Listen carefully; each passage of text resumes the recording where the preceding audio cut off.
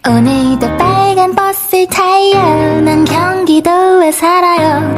늘 금방 갈 수 있다 말하지만 썩 가깝지는 않아요. 그만큼 좋아서요. 당연히요. Assalamualaikum warahmatullahi wabarakatuh. Halo teman-teman, kembali lagi di YouTube channel aku, Suci Syafitri.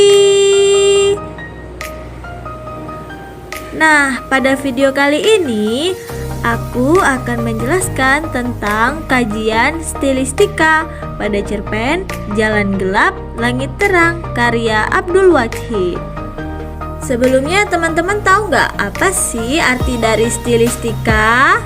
Stilistika merupakan sebuah proses untuk menganalisis karya dengan membahas unsur bahasa sebagai jalan yang digunakan pengarang menuangkan pikirannya ke dalam karya sastra.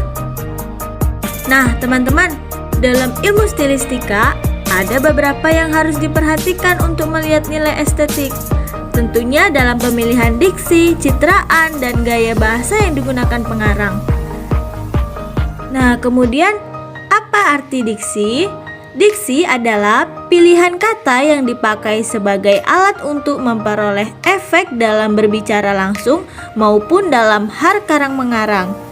Ada beberapa macam diksi, yaitu diksi yang bermakna konotatif, denotatif, nama diri, kata sapaan, kata serapan, atau kata dari bahasa asing dan kata-kata yang vulgar dengan objek nyata dalam kehidupan. Kemudian, apa arti citraan? Citraan adalah sebuah kumpulan citra yang dipakai untuk menciptakan kualitas objek yang bisa ditangkap indera dalam karya sastra. Citra disebut juga sebuah gambaran pikiran pengarang. Citraan digolongkan menjadi beberapa macam, yaitu citraan pendengaran, penglihatan, perabaan, penciuman, intelektual, dan citraan pengecapan. Nah, kemudian apa sih arti gaya bahasa atau majas? Majas atau permajasan adalah teknik pengungkapan secara tidak langsung pada makna yang sebenarnya. Makna yang harus tersirat dan ditambahkan. Sinopsis pada cerpen Jalan Gelap Langit Terang menceritakan tentang percintaan antara Hayati, Ahmar, dan Jati. Hayati anak yang lahir dari keluarga broken home. Ibunya selalu kawin cerai dan Hayati menjadi korban. Ia jarang bertemu ibunya karena ibunya selalu pindah rumah. Ia hanya dikunjungi 2 minggu sekali. Hayati menikah dengan Ahmar, seorang duda. Sepanjang pernikahannya dengan Ahmar, Hayati tidak merasa bahagia. Dia kemudian dipertemukan dengan Mas Jati yang akhirnya mampu mengobati luka hatinya selama ini. Hayati tidak ingin mengalami hal yang sama seperti ibunya yang kawin cerai. Hayati memilih untuk melepas Mas Jati walaupun pada akhirnya terluka. Langsung saja. Yang pertama yaitu diksi dalam cerpen Jalan Gelap Langit Terang. Dimulai dari penemuan adanya penyimpangan bahasa dalam cerpen Jalan Gelap Langit Terang dalam pemanfaatan kata secara etimologis yang berasal dari bahasa Inggris dan bahasa Jawa. Tentu banyak gadis gandrung padanya. Pada kutipan kalimat tersebut terdapat penyimpangan bahasa yang berasal dari bahasa Jawa. Kata gandrung sebenarnya diambil dari bahasa Jawa yang artinya cita atau tergila-gila. Kosakata bahasa Jawa tersebut sering digunakan penulis untuk memudahkan pembaca kalangan muda dalam memahami isi cerpen tersebut. Seperti pada kutipan berikut. Anak gadis kok kayak begini komprohnya? Ya ampun Tuhan. Begini loh, begitu loh. Sejak saat itu Hayati belajar agar setiap perkataan ibunya tidak ia dengarkan sebab untuk sakit hati saja.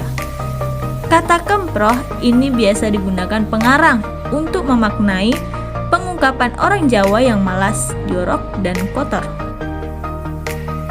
Nyatanya dia justru drop out dari kampusnya. Hayati terpana, angin semribit. Wah, kalau tidak ditunggu bisa-bisa amblas panen nanti. Bapaknya besok pagi akan upacara di sekolahnya, khawatir karipan. Mas Jati, aku kangen. Hayati takut hidup. Jangan, kamu tak perlu takut, ada Mas Jati hidup. perlu keberanian. Ahmar, bagaimanapun kau adalah lelaki yang memberiku malam pertama indah dan takjub. Nah, pada kalimat-kalimat tersebut terdapat kata semribit yang dalam bahasa Indonesianya berarti sepoi-sepoi. Pengarang menggunakan kata semribit untuk memberikan efek indah pada kalimat supaya lebih memaknai dan menunjukkan penggunaan bahasa Jawa. Kemudian kata amblas juga digunakan pengarang untuk lebih menekankan makna kehilangan. Dalam KBBI, kata amblas berarti hilang atau lenyap sampai tidak muncul lagi. Kalimat itu bermaksud menyatakan lenyap hartanya atau panennya. Lalu ada kata karipan. Karipan dipakai pengarang untuk menunjukkan kata atau mempersingkat kalimat. Karipan biasanya dipakai oleh orang Jawa pedesaan Karipan, bermakna kerasa ngantuk, marga bengine melekan. Dalam bahasa Indonesia dapat diartikan merasa kantuk karena pada malam harinya terjaga atau kurang tidur sehingga bangun pagi yang kesiangan. Dalam cerpen tersebut, penulis menggambar latar belakang tempat di pedesaan yang ditunjukkan dalam kalimat berikut. Kita hidup dari tambak bendeng itu. Kamu akan mengirimi aku makanan ke gubuk penungguan tambak. Kutipan tersebut ada kata gubuk dan tambak bendeng yang menunjukkan latar tempat yang secara umum terjadi di pedesaan Jawa, terutama di Jawa pesisir utara. Penggunaan kata bla bla bla dan dunia pada salah satu kalimat berupa pengulangan bunyi atau kata bisa memberikan efek melebih-lebihkan. Pernyataan itu terdapat dalam kutipan kalimat berikut. Kalau ibunya sudah bicara, bla bla bla, Hayati menghayatkan, kapan sang pangeran akan menjemputnya dari dunia yang sepi ini? Dunia yang membosankan, dunia yang memenjara. Barangkali inilah saatnya, akan tetapi Hayati merasa sudah amat sangat takut hidup seorang diri. Selain kalimat tersebut, pemanfaatan sinonim banyak juga digunakan dalam cerpen Jalan Gelap Langit Terang. Terlihat dalam kutipan cerpen berikut. Dan kau tak pernah mengumumkan pernikahanmu kepada sanak saudara, apalagi tetangga. Kata kosong berarti tidak ada yang bisa terucap lagi. Tidak ada jawaban apapun atau perkataan apapun. Kata sanak saudara, sanak juga berarti saudara, keluarga. Sinonim kata tersebut untuk menambah nilai keindahan pada cerita, seperti pada kutipan berikut. Padahal bintang tak lagi kejora. Pengarang menggunakan sinonim itu untuk memperindah kalimat. Kejora sering digunakan dalam bahasa puisi atau lagu. Kejora mempunyai arti bintang yang biasanya terbit pada dini hari, dinamai bintang timur. Kemudian, citraan dalam cerpen Jalan Gelap Langit Terang. Citraan pendengaran timbul karena indera pendengaran. Citraan pendengaran ditemukan dalam kutipan berikut. Tapi untuk kali ini aku akan bilang tidak kepada semuanya. Aku tak peduli terdengar telepon dari sana dibanting. Citraan penglihatan ada pada kutipan berikut.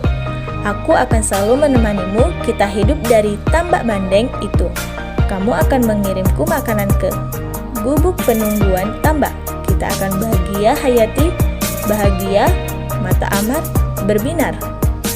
Kutipan tersebut menceritakan saat Ahmar melamar Hayati untuk menjadi istrinya karena untuk meyakinkan Hayati yang masih ketakutan menjalin suatu hubungan. Citraan perasaan pada cerpen Jalan Gelap Langit Terang sangat banyak dimunculkan, seperti pada kutipan berikut. Karena itu, di awal percintaanku tak mampu membayangkan wajahmu. Lantaran kau adalah cintaku dan cinta adalah cahaya. Bagaimana mungkin aku akan melukis cahaya seperti sempurna pada kanvas mata wadahku? Melukis cahaya, cintamu mestilah dari semua arah mata angin. Penulis menggunakan kata indera perasaannya untuk mengungkapkan perasaan tokoh melalui kata-kata yang mewakili perasaannya. Pada beberapa kutipan kalimat tersebut, antara citraan penglihatan, pendengaran, dan citraan perasaan berkaitan erat. Hayati sangat takut untuk menikah karena kisah ibunya yang selalu menikah dan kemudian cerai. Hayati menjadi trauma. Lalu Ahmar mencoba meyakinkan bahwa dengannya akan bahagia. Kemudian, gaya bahasa majas dalam cerpen Jalan Gelap Langit Terang. Litotes adalah sebuah gaya bahasa yang pengungkapannya menyatakan sesuatu yang positif, tetapi dengan bentuk bertentangan atau negatif. Litotes bermaksud melemahkan atau mengurangi kekuatan pernyataan yang sebenarnya. Penulis menemukan gaya bahasa litotes pada kalimat berikut. Tapi apakah kau terlalu sempurna? Bagiku, maka aku justru merasa bahagia anak kecil terus-menerus. Kalimat tersebut sebenarnya ingin menjelaskan suatu ketidakberdayaan mencintai orang tetapi merasa tidak pantas. Melukis cahaya cintamu mestilah dari semua arah mata angin.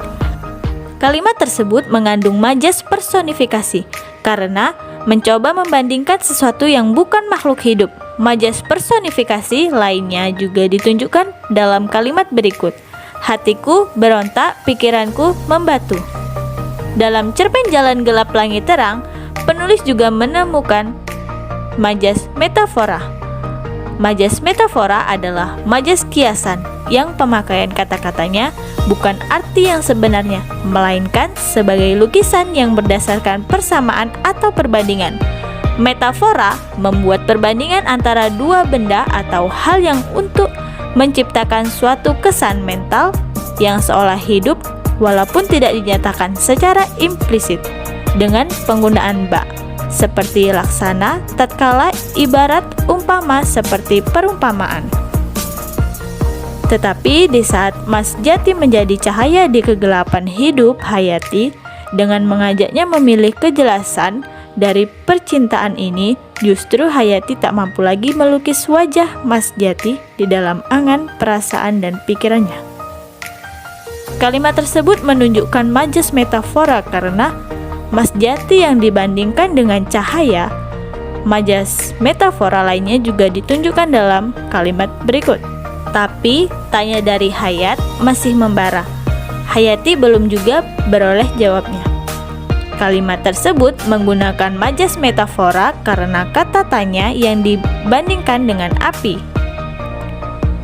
Repetisi adalah gaya bahasa yang mengandung perulangan berkali-kali sebuah kata atau kelompok kata yang sama. Kutipan berikut menunjukkan adanya perulangan diksi dunia yang diulang sebanyak 3 kali oleh Abdul Wahid. Perulangan tersebut menunjukkan upaya cerpenis untuk menarik perhatian pembaca sekaligus memberikan tekanan imaji pada pikiran tokoh Hayati yang memandang kehidupannya yang membosankan. Repetisi juga terdapat dalam kutipan berikut. Dunia yang sepi ini, dunia yang membosankan, dunia yang memenjara, barangkali inilah saatnya. Kutipan berikut menunjukkan majas repetisi karena adanya perulangan diksi dalam yang juga diulang sebanyak 4 kali oleh Abdul Wahid. Mas Jati selalu jelas dalam kata-kata, dalam pikiran, dalam sikap, dalam hidup Hayati. Selain kutipan-kutipan itu, ada juga yang menunjukkan adanya perulangan diksi cinta yang juga diulang sebanyak 4 kali oleh Abdul Wahid. Aku juga, tapi cinta memang sempurna. Cinta tak pernah koma, cinta selalu penuh dan titik. Efek estetis yang ditimbulkan dari penggunaan repetisi tersebut adalah keindahan perulangan bunyi di awal frasa yang dapat menjadi pengalaman baru bagi pembaca. Pembaca seolah-olah disuguhi prosa yang puitis. Kutipan tersebut juga dapat dimasukkan ke dalam majas elipsis yang menunjukkan penghilangan unsur kalimat, baik subjek maupun predikat. Abdul Wahid hanya menampilkan 3 frasa nomina yang tidak memenuhi unsur minimal sebuah kalimat. Simpulannya, gaya bahasa cerpen Abdul Wahid dipengaruhi oleh genre puisi. Hal ini dibuktikan dengan temuan gaya bahasa elipsis, repetisi, yang menghasilkan kalimat-kalimat tidak lengkap yang lazim ditemui di dalam karya sastra puisi. Hal ini disebabkan oleh latar belakang proses kreatif Abdul Wahid yang terlebih dahulu menekuni dunia kepenyairan dibandingkan kepenulisan prosa atau cerpen. Mungkin sampai sini saja, lebih dan kurangnya saya mohon maaf. Assalamualaikum warahmatullahi wabarakatuh.